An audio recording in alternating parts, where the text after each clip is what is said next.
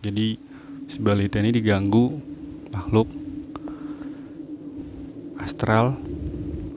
Wujudnya itu mukanya amit-amit itu hancur. Setiap kalau dia datang tuh baunya amis gitu kan.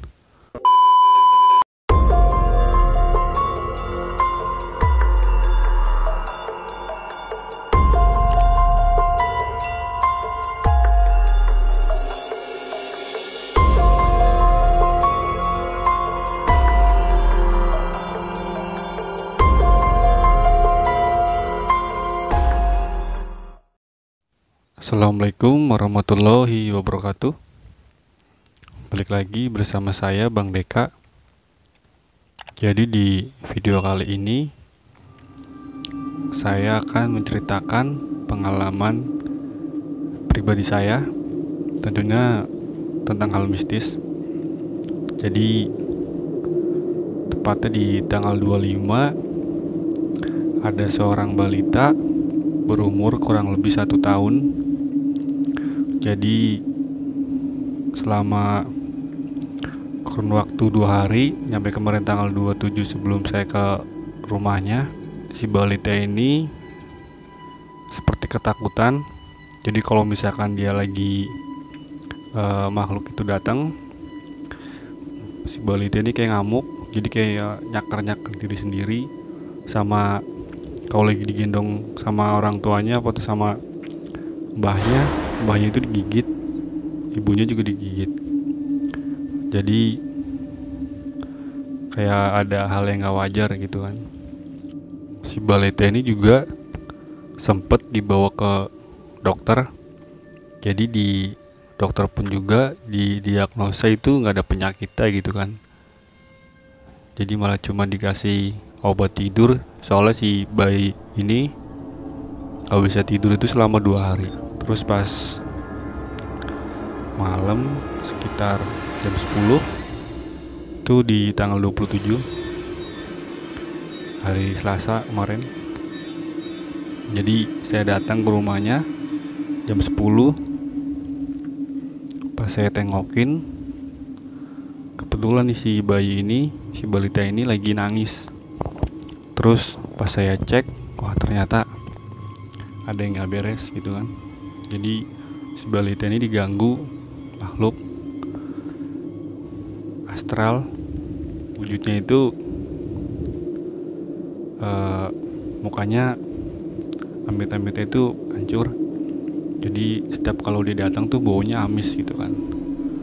Pas saya cek ke belakang rumah, di situ saya sempat komunikasi. Jadi supaya si makhluk astral ini nggak ganggu si balita ya kan. Dan ternyata saya koreksi informasinya, ternyata dia cuma nanya diem aja. Pas saya cek lagi ke dalam, ke balitanya, malah seakan-akan si makhluk astral ini yang ada di belakang rumah kayak nantangin begitu kan. Jadi si balita ini mau dimong gitu kan, jadi mau diambil sama makhluk astral tersebut. Sekitar pukul jam 11. Jadi di situ makhluk astralnya nggak bisa dibilangin lagi, tetap maksa mau ngambil si bayi. Akhirnya di situ melawan. Alhamdulillah dengan bantuan Allah Subhanahu wa Ta'ala saya bisa menangani. Dan kemarin si makhluk astral ini akhirnya saya masukin ke botol. Jadi botolnya ada. Jadi di sini sekitar ada 2 makhluk astral. Jadi yang satu yang perempuan yang mukanya hancur, dan satu lagi kayak kakek-kakek begitu. Cuman yang ganggu itu yang makhluk astral yang perempuan yang mukanya hancur.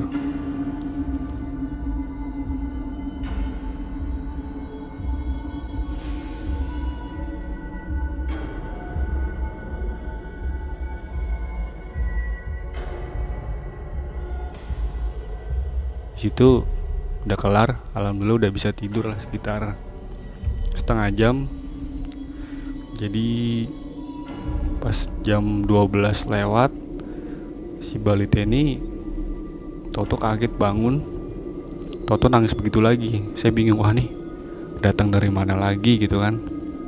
Akhirnya pas saya cek, wah ternyata datangnya dari arah rumah kosong yang deket rumah si balita ini. Jadi dia kayak semacam di makhluk astral ini kayak dibawa sama kakaknya. Dia kan kakaknya kan sering main nyampe maghrib, jadi baru azan maghrib pada baru pulang gitu kan. Jadi kayak ngikut begitu. Makanya kalau misalkan anak-anak kecil yang kira-kira umur balita, kalau misalkan ada orang masuk ke rumah saudara kita atau orang tua si balita, pokoknya siapa aja lah yang pas maghrib gitu harus membasuh kaki, cuci tangan, kalau bisa wudu sama baca doa biar nggak terbawa sawan dari setan tersebut, makhluk tersebut. Takutnya yang kejadian kayak kemarin. Jadi begitu. Jadi makhluk astral ini wujudnya pocong, dia datang diganggu. Jadi si balita ini tahu-tahu bangun, duduk ketakutan begitu. Alhamdulillah pas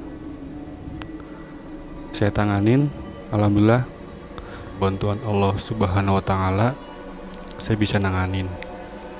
Jadi saya tungguin nyampe sekitar jam 2 pagi.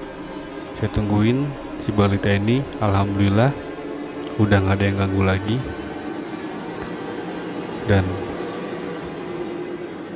pesan saya buat teman-teman sekalian yang mempunyai balita, khususnya yang sebelum umur 1 tahun lah. Masalahnya kalau yang umur di bawah 1 tahun itu masih sangat rawan sama hal mistis kayak gitu. Kenapa bisa rawan? Karena anak balita umur segitu tuh biasanya sangat sensitif sama hal-hal yang mistis. Jadi saran saya selalu berdoa dan selalu meminta pertolongan kepada Allah Subhanahu wa taala biar kita dijauhkan dari hal-hal mistis gitu, hal gaib.